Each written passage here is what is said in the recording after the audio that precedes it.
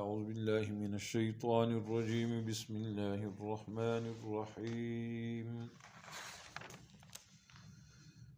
وأقيموا الصلاة وآتوا الزكاة واركعوا مع الراكعين أتأمرون الناس بالبر وتنسون أنفسكم وأنتم تتلون الكتاب أفلا تعقلون واستعينوا بالصبر والصلاة وإنها لكبيرة إلا على الخاشعين الذين يظنون أنهم ملاقو ربهم وأنهم إليه راجعون.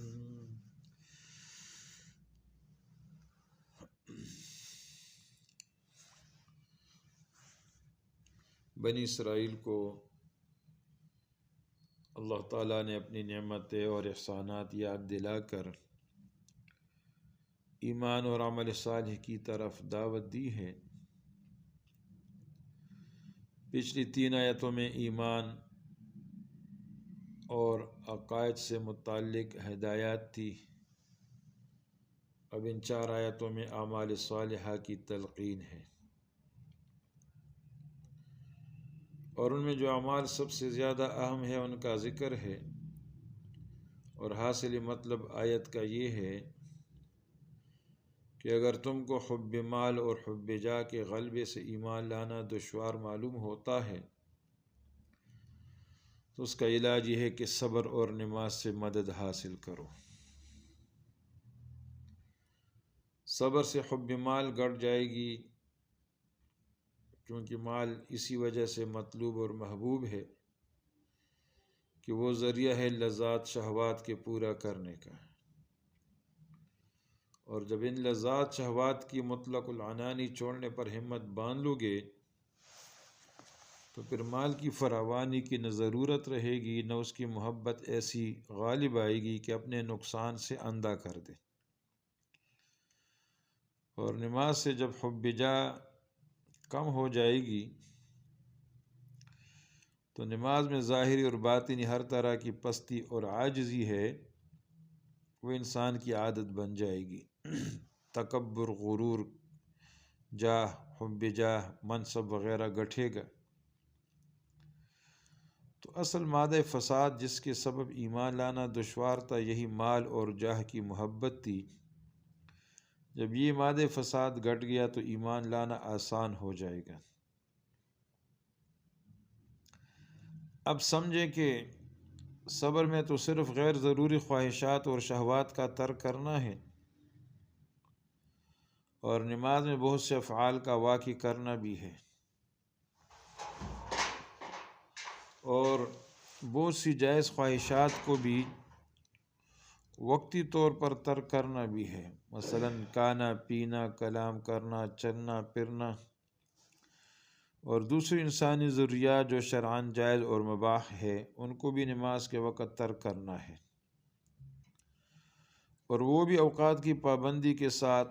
دن رات میں 5 مرتبہ، اس لیے نماز نام ہے کچھ افعال معینہ کا، اور متعین اوقات میں تمام ناجائز اور جائز چیزوں سے صبر کرنے کا۔ تو غیر ضروری خواہشات کے ترک کرنے پر انسان ہمت باندھ لے تو چند روز کے بعد طبعی تقاضا بھی ختم ہو جاتا ہے، کوئی دشواری نہیں رہتی۔ لیکن نماز کے اوقات کی پابندی اور اس کے شرائط کی پابندی اور ضروری خواہشات سے بھی ان اوقات میں پرہیز کرنا یہ انسانی طبیعت پر بہت بھاری اور دشوار ہے۔ اس لیے یہاں شبہ ہو سکتا ہے کہ ایمان کو آسان بنانے کا جو نسخہ تجویز کیا گیا ہے، صبر اور نماز سے کام لو، اور اس نسخے کا استعمال خود ایک دشوار چیز ہے، خصوصاً نماز کی پابندیوں کا۔ تو اس دشواری کا کیا علاج ہوگا؟ اس کے بعد ارشاد فرمایا کہ بے شک نماز دشوار ضرور ہے، مگر جن کے قلوب میں خشوع ہو ان پر کچھ بھی دشوار نہیں ہے۔ اس میں نماز کے آسان کرنے کی ترکیب بتلا دی گئی ہے۔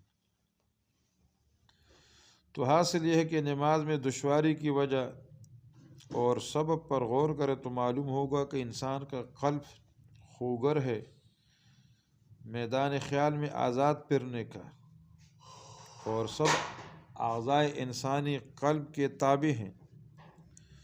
اس لیے قلب کا تقاضا یہ ہوتا ہے کہ اس کے سب اعضاء بھی آزاد ہیں، اور نماز سراسر اس آزادی کے خلاف ہے کہ نہ ہنسو، نہ بولو، نہ کھاؤ، نہ پیو، نہ چلو وغیرہ۔ اس لیے قلب ان تقیدات سے تنگ ہوتا ہے، اور اس کے تابع اعضاء انسانی بھی اس سے تکلیف محسوس کرتے ہیں۔ تو خلاصہ یہ ہے کہ سبب اس دشواری اور گرانی کا قلب کی حرکت فکریہ ہے، تو اس کا علاج سکون سے ہونا چاہیے۔ اس لیے خشوع کو نماز کے آسان ہونے کا ذریعہ بتایا گیا ہے، کیونکہ خشوع کا معنی ہے سکون قلب۔ تو اس لیے اس آیات میں فرمایا اقیموا الصلاۃ وآتوا الزکاۃ وارکعوا مع الراکعین، کہ تم نماز قائم کرو اور زکوٰۃ دیتے رہو، اور وارکعوا مع الراکعین، رکوع کرو رکوع کرنے والوں کے ساتھ، رکوع کرو رکوع کرنے والوں کے ساتھ۔ تو نماز ایک ہے قائم کرنا، ایک ہے نماز پڑھنا۔ نماز پڑھنا اور چیز ہے اور نماز کا قیام اور چیز ہے۔ اقامت کا لفظی معنی سیدھا کرنے اور ثابت رکھنے کے ہیں، اور عادتاً جو دیوار یا درخت وغیرہ سیدھا کھڑا ہوتا ہے وہ قائم رہتا ہے، گر جانے کا خطرہ کم ہوتا ہے۔ اس لیے اقامت کا معنی دائم اور قائم کرنے کی بھی ہے، اور قرآن سنت کی اصطلاح میں اقامت صلاۃ کا معنی نماز کو اس کے اوقات میں پابندی کے ساتھ اس کے پورے آداب شرائط کی رعایت کر کے ادا کرنا ہے۔ مطلق نماز پڑھ لینے کا نام اقامت صلاۃ نہیں ہے۔ نماز کے جتنے فضائل اور آثار برکات قرآن حدیث میں آئے ہیں وہ سب اقامت صلاۃ کے ساتھ مقید ہے۔ ان الصلاۃ تنہی عن الفحشاء والمنکر، نماز انسان کو ہر بے حیائی اور برے کام سے روک دیتی ہے۔ تو نماز کا اثر اسی وقت ظاہر ہوگا جب کہ نماز کی اقامت اس معنی سے کرے جو ابھی ذکر ہوا۔ اس لیے بہت سے نمازیوں کو برائی اور بے حیائی میں مبتلا دے کر اس آیات پر کوئی شبہ نہ کرنا چاہیے، کیونکہ ان لوگوں نے نماز پڑھی تو ہے مگر اس کو قائم نہیں کیا۔ اقیموا الصلاۃ وآتوا الزکاۃ، زکوٰۃ کا معنی بھی لغت میں دو معنی آتے ہیں، پاک کرنا، بڑھنا، اور اصطلاح شریعت میں مال کے اس حصے کو زکوٰۃ کہا جاتا ہے جو شریعت کے احکام کے مطابق کسی مال میں سے نکالا جائے اور اس کے مطابق صرف کیا جائے۔ تو اقیموا الصلاۃ وآتوا الزکاۃ وارکعوا مع الراکعین، رکوع کرو رکوع کرنے والوں کے ساتھ۔ رکوع کا معنی جھکنا، تو یہ لفظ سجدے پر بھی بولا جاتا ہے کیونکہ وہ بھی جھکنے کا انتہائی درجہ ہے، مگر اصطلاح شرع میں اس خاص جھکنے کو رکوع کہتے ہیں جو نماز میں معروف اور مشہور ہے۔ تو فرمایا کہ رکوع کرو رکوع کرنے والوں کے ساتھ، اس لیے مراد آیت کی یہ ہو گئی کہ نماز پڑھنا پڑھنے والوں کے ساتھ، نماز پڑھو پڑھنے والوں کے ساتھ۔ اب رکوع کی کیا تخصیص ہے، باقی نماز سجدہ وغیرہ کو کیوں ذکر نہیں کیا؟ تو اس کا جواب یہ ہے کہ یہود میں نماز میں سجدہ وغیرہ تو تھا مگر رکوع نہیں تھا۔ رکوع اسلامی نماز کی خصوصیات میں سے ہے، اس لیے راکعین کے لفظ سے امت محمدیہ کے نمازی مراد ہوں گے۔ تو مطلب یہ ہے کہ نماز قائم کرو، زکوٰۃ دیتے رہو، رکوع کرو رکوع کرنے والوں کے ساتھ، امت محمدیہ صلی اللہ علیہ وسلم کے مسلمانوں کے ساتھ نماز پڑھا کرو، یعنی اول ایمان لے آؤ اور پھر ان کے ساتھ نماز باجماعت ادا کرو، نماز پڑھنے والوں کے ساتھ۔ اب نماز کا حکم اور اس کا فرض ہونا تو لفظ اقیم الصلاۃ سے معلوم ہو گیا۔ اس جگہ مع الراکعین کے لفظ سے نماز کو جماعت کے ساتھ ادا کرنے کا حکم دیا گیا ہے۔ اب یہ حکم کس درجے کا ہے؟ جماعت باجماعت نماز پڑھنا، اس میں علماء فقہا کا اختلاف ہے۔ ایک جماعت واجب قرار دیتی ہے اور اس کے چھوڑنے کو سخت گناہ، اور بعض صحابہ کرام تو اس نماز ہی کو جائز قرار نہیں دیتے جو بلا عذر شرعی کے بغیر جماعت پڑھی جائے۔ تو ان حضرات کی یہ حجت ہے جو وجوب جماعت کے قائل ہیں۔ اس کے علاوہ چند روایات حدیث سے بھی جماعت کا واجب ہونا سمجھا جاتا ہے۔ ایک حدیث میں ہے لا صلاۃ لجار المسجد الا فی المسجد، مسجد کے قریب رہنے والے کی نماز صرف مسجد ہی میں جائز ہے، اور مسجد کی نماز سے ظاہر ہے کہ جماعت کی نماز مراد ہے۔ تو الفاظ حدیث سے یہ مطلب نکلا کہ مسجد کے قریب رہنے والوں کی نماز بغیر جماعت کے جائز نہیں ہے۔ اور ابو ہریرہ رضی اللہ عنہ کی روایت ہے کہ ایک نابینا صحابی نے نبی علیہ السلام کی خدمت میں حاضر ہو کر کے عرض کیا کہ میرے ساتھ کوئی ایسا آدمی نہیں جو مجھے مسجد تک پہنچا دے اور لے جایا کرے، اس لیے اگر آپ اجازت دے تو میں نماز گھر میں پڑھ لیا کروں۔ نبی علیہ السلام نے اول تو ان کو اجازت دے دی، مگر وہ جب جانے لگے تو سوال کیا کہ کیا اذان کی آواز تمہارے گھر تک پہنچتی ہے؟ انہوں نے عرض کیا کہ اذان کی آواز تو میں سنتا ہوں۔ آپ نے فرمایا پھر تو آپ کو مسجد میں آنا چاہیے، اور بعض روایات میں آپ نے فرمایا کہ پھر میں آپ کے لیے کوئی گنجائش اور رخصت نہیں پاتا۔ اور عبداللہ ابن عباس رضی اللہ عنہ نے کہا کہ نبی علیہ السلام نے فرمایا کہ من سمع النداء فلم یجب فلا صلاۃ له الا من عذر، جو شخص اذان کی آواز سنتا ہے اور جماعت مسجد میں نہیں آتا تو اس کی نماز نہیں ہوتی، مگر یہ کہ اس کو کوئی عذر شرعی ہو، کوئی شرعی عذر ہو تو اور بات ہے، لیکن جس کے گھر تک جو ہے اذان کی آواز پہنچتی ہے تو اس کو چاہیے کہ بلا عذر گھر میں نماز نہ پڑھے اور وہ مسجد میں حاضر ہو جائے۔ عبداللہ ابن مسعود رضی اللہ عنہ نے فرمایا کہ جو شخص چاہتا ہو کہ محشر میں اللہ تعالیٰ سے مسلمان ہونے کی حالت میں ملے تو اس کو چاہیے کہ 5 نمازوں کے ادا کرنے کی پابندی اس جگہ کرے جہاں اذان دی جاتی ہے، یعنی مسجد، کیونکہ اللہ تعالیٰ نے تمہارے نبی صلی اللہ علیہ وسلم کے لیے کچھ ہدایت کے طریقے بتلائے ہیں، اور ان 5 نمازوں کو جماعت کے ساتھ ادا کرنا انہیں سنن ہدا میں سے ہے۔ اگر تم نے یہ نماز اپنے گھر میں پڑھ لی جیسے یہ جماعت سے الگ رہنے والے اپنے گھر میں پڑھ لیتا ہے، یعنی کسی خاص شخص کی طرف اشارہ کر کے فرمایا، تو تم اپنے نبی صلی اللہ علیہ وسلم کی سنت کو چھوڑ بیٹھو گے، اور اگر تم نے اپنی نبی کی سنت کو چھوڑ دیا تو تم گمراہ ہو جاؤ گے۔ اور جو شخص وضو کرے اور اچھی طرح پاکی حاصل کرے پھر کسی مسجد کا رخ کرے تو اللہ تعالیٰ اس کے ہر قدم پر نیکی اس کے نام اعمال میں درج فرماتے ہیں، اور اس کا ایک درجہ بڑھا دیتے ہیں اور ایک گناہ معاف کر دیتے ہیں۔ اور ہم نے اپنے مجمع کو ایسا پایا کہ منافق بین النفاق کے سوا کوئی آدمی جماعت سے الگ نماز نہ پڑھتا تھا، یہاں تک کہ بعض حضرات کو عذر اور بیماری میں بھی 2 آدمیوں کے کندھوں پر ہاتھ رکھ کر مسجد میں لایا جاتا اور صف میں کھڑا کر دیا جاتا تھا۔ تو یہ ہے ورکعوا مع الراکعین، نماز پڑھو، رکوع کرو رکوع کرنے والوں کے ساتھ، نماز با جماعت کی تاکید ہے۔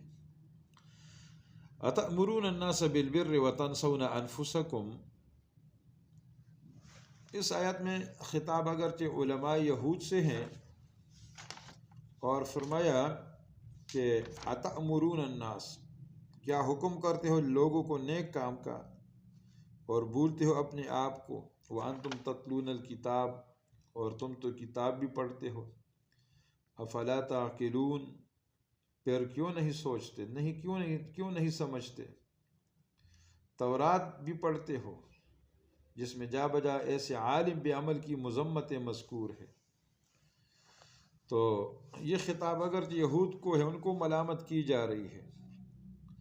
وہ اپنے دوستوں اور رشتہ داروں کو تلقین کرتے تھے کہ تم محمد صلی اللہ علیہ وسلم کی پیروی کرتے رہو اور دین اسلام پر قائم رہو، جو علامت ہے اس بات کی کہ علماء یہود دین اسلام کو یقینی طور پر حق سمجھتے تھے، مگر خود نفسانی خواہشات سے اتنے مغلوب تھے کہ اسلام قبول کرنے کے لیے تیار نہ تھے۔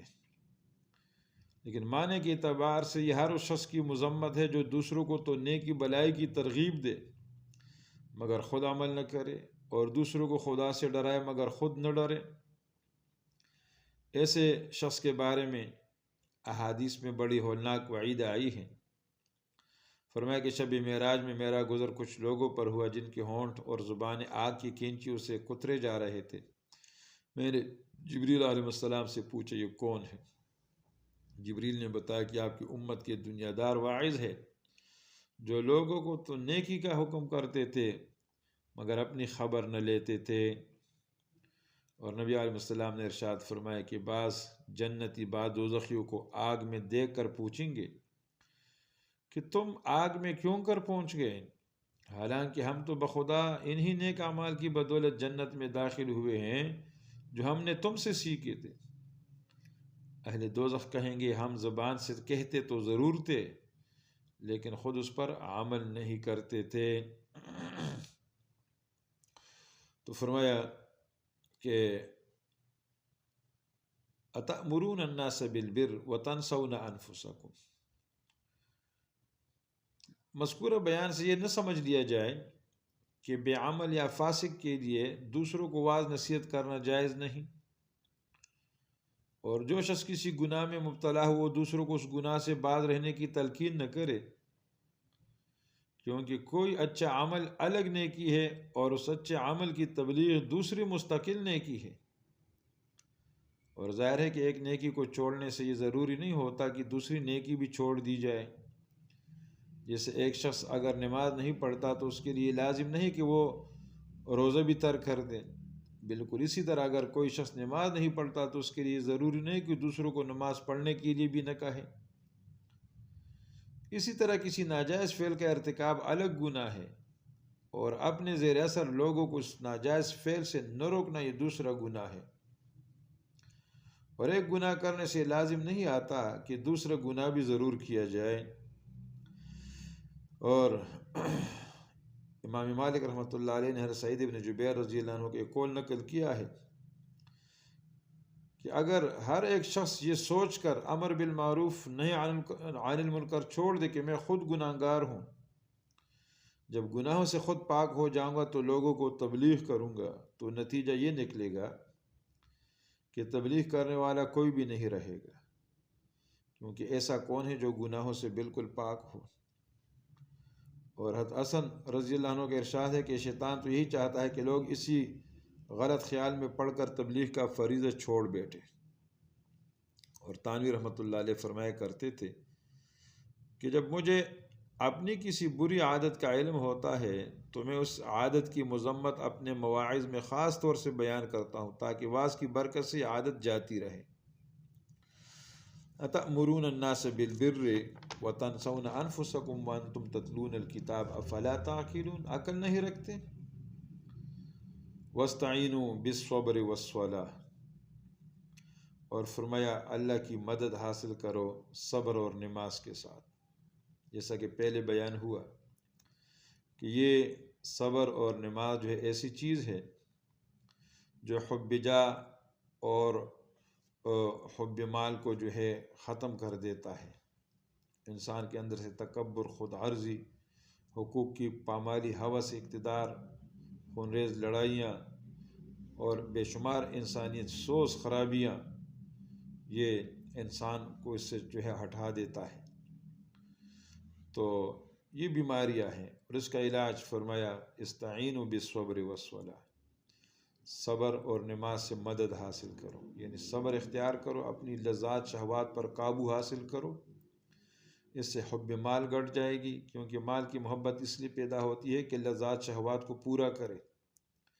جب لذات خواہشات کی اندھا دھند پیروی چھوڑنے پر ہمت باندھ لو گے تو شروع میں اگر شاہ گزرے گا، لیکن رفتہ رفتہ یہ خواہشات اعتدال پر آ جائے گی، اور اعتدال تمہاری عادت بن جائے گا، اور پھر مال کی فراوانی کی ضرورت نہ رہے گی، نہ اس کی محبت ایسی غالب آئے گی کہ اپنے نفع نقصان سے اندھا کر دے۔ وَإِنَّهَا لَكَبِيرَةٌ إِلَّا عَلَى الْخَاشِعِينَ، فرمایا بے شک یہ نماز باری ہے مگر خشوع کرنے والوں پر۔ قرآن سنت میں جہاں خشوع کی ترغیب ہے، اس سے مراد قلبی سکون اور انکساری ہے، جو اللہ کی عظمت اور اس کے سامنے اپنی حقارت کے علم سے پیدا ہوتی ہے۔ اس لیے نتیجے میں طاعت آسان ہو جاتی ہے۔ کبھی اس کے آثار بدن پر بھی ظاہر ہونے لگتے ہیں کہ وہ باادب متواضع شکست قلب نظر آتا ہے۔ اگر دل میں خوف خدا تواضع نہ ہو تو خواہ وہ ظاہر میں کتنا ہی باادب اور متواضع نظر آئے، وہ خشوع کا حامل نہیں ہے، بلکہ آثار خشوع کا قصداً اظہار کرنا بھی پسندیدہ نہیں ہے۔ عمر رضی اللہ عنہ نے ایک نوجوان کو دیکھا کہ سر جھکائے بیٹھے، فرمایا سر اٹھا، خشوع دل میں ہوتا ہے۔ اور ابراہیمی نخعی رحمۃ اللہ علیہ کا ارشاد ہے کہ موٹا پہننے، موٹا کہنے، سر جھکانے کا نام خشوع نہیں۔ خشوع تو ہے کہ تم حق کے معاملہ میں شریف اور رذیل کے ساتھ یکساں سلوک کرو، اور اللہ نے جو تم پر فرض کیا اسے ادا کرنے میں اللہ کے لیے قلب کو فارغ کر لو۔ اور حضرت حسن رحمۃ اللہ علیہ کے ارشاد ہے کہ حضرت عمر رضی اللہ عنہ جب بات کرتے تو سنا کر کرتے تھے، جب چلتے تو تیز چلتے، اور جب مارتے تو زور سے مارتے تھے، حالانکہ بلا شبہ وہ خشوع رکھنے والے تھے۔ تو فرمایا کہ نماز یقیناً بہت باری ہے مگر خشوع کرنے والوں پر باری نہیں ہے۔ وَإِنَّهَا لَكَبِيرَةٌ إِلَّا عَلَى الْخَاشِعِينَ، یہ نماز باری ہے، دشوار ضرور ہے مگر خشوع کرنے والوں پر کچھ بھی دشوار نہیں ہے۔ اب خاشعین کون لوگ ہیں؟ الذین یظنون انہم ملاقو ربہم، جو یقین کرتے ہیں کہ وہ اپنے رب سے ملنے والے ہیں، یہ خاشعین ہیں۔ اور یہ بھی یقین کرتے ہیں وَأَنَّهُمْ إِلَيْهِ رَاجِعُونَ، کہ رب کی طرف جانے والے ہیں، تو اس وقت اس کا حساب کتاب بھی دینا ہوگا۔ تو ان دونوں خیالوں سے رغبت بھی پیدا ہوگی، خوف بھی، اور یہی دو چیزیں ہر عمل کی روح ہے۔ انسان جو عمل کرتا ہے اس کو یقین ہو کہ میں عمل کرتا ہوں، نیکی کرتا ہوں، برائی کرتا ہوں، میرا رب مجھے دیکھ رہا ہے، اور میں رب سے کل قیامت کے دن ملاقات کروں گا، کیا جواب دوں گا۔ وَأَنَّهُمْ إِلَيْهِ رَاجِعُونَ، رب کی طرف جو ہے لوٹ کر کے جانا ہے، رب سے ملاقات بھی ہے، جانا ہے، اعمال کا حساب کتاب دینا ہوگا۔ تو اس لیے یہاں علماء یہود کو اگرچہ بیان ہے لیکن حکم عام ہے۔ وَأَقِیمُوا الصَّلَاةَ وَآتُوا الزَّکَاةَ، نماز قائم رکھو، زکوٰۃ دیا کرو۔ وَارْکَعُوا مَعَ الرَّاکِعِینَ، نماز میں جھکو جھکنے والوں کے ساتھ، یعنی باجماعت نماز پڑھو۔ اَتَأْمُرُونَ النَّاسَ بِالْبِرِّ، کیا حکم کرتے ہو لوگوں کو نیک کام کا؟ علماء یہود کو خطاب ہے مگر حکم عام ہے، سب کو ہے کہ لوگوں کو تو نیکی کا حکم کرتے ہو۔ وَتَنْسَوْنَ أَنفُسَکُم، بھولتے ہو اپنے آپ کو، خود نیکی نہیں کرتے۔ وَأَنْتُمْ تَتْلُونَ الْکِتَابَ، اور تم کتاب بھی پڑھتے ہو، تورات پڑھتے ہو کہ ہم جو کر رہے ہیں یہ غلط ہے، تو اور اس میں اسی طرح عالم بے عمل کی مذمت ہے، تمہاری کتاب میں بھی ہے۔ افلا تعقلون، اتنا بھی نہیں سمجھتے، عقل سے کام نہیں لیتے۔ واستعینوا بالصبر والصلاۃ، اور اسی طرح ان کے لیے ایمان لانا حب مال اور حب جاہ کی وجہ سے مشکل تھا، تو فرمایا واستعینوا، مدد حاصل کرو، بالصبر والصلاۃ، صبر اور نماز سے۔ ایمان لا کر صبر نماز کا التزام کرو تو یہ حب مال حب جاہ دل سے نکل جائے گی، ایمان لانا اور جو ہے اس پر التزام کرنا آسان ہو جائے گا نماز اور صبر پر۔ وَإِنَّهَا لَكَبِيرَةٌ إِلَّا الْخَاشِعِينَ، بے شک نماز ضرور دشوار ہے مگر جن کے قلوب میں خشوع عاجزی ہے۔ اور وہ لوگ ہیں الذین یظنون، جو یقین رکھتے ہیں، ظن بمانے گمان، بمانے یقین، انہم ملاقو ربہم، کہ رب سے ملنے والے ہیں، ملاقات کرنے والے ہیں، وانہم الیہ راجعون، اور یہ کہ رب کی طرف لوٹ کر کے جانا ہے۔ وآخر دعوانا ان الحمد للہ رب العالمین۔